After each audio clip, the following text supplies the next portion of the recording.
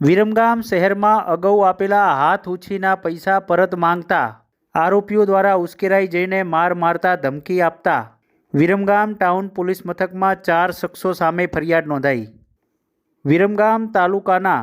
મોટી કુમાદ ગામ ખાતે રહેતા મહેશભાઈ સુરાભાઈ ભરવાડ નાઓ વિરમગામ માંડલ રોડ પાસે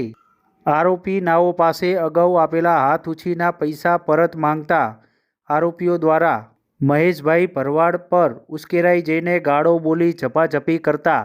અન્ય આરોપીઓ દ્વારા ઉપરાણું લઈને એકલો ભાળી ગયો છું અને તને આજે જીવતો છોડવાનો નથી તેમ કહીને ગાળો દઈ મારામારી કરી ગુનો કરતા સમગ્ર મામલે મહેશભાઈ સુરાભાઈ ભરવાડ નાઓએ આરોપી જયેશભાઈ કાશીરામભાઈ ઠાકોર, દિલાજી જગાભાઈ ઠાકોર, નીતિનભાઈ પ્રહલાદજી ઠાકોર તેમજ સુરેશભાઈ ઠાકરસિંહભાઈ ઠાકોર તમામ રહે સાકરિયા તાલુકો વિરમગામ સામે વિરમગામ ટાઉન પોલીસ મથકમાં ફરિયાદ નોંધાવી છે। વિરમગામ ટાઉન પોલીસે સમગ્ર મામલે ગુનો દાખલ કરીને વધુ તપાસ હાથ ધરી છે।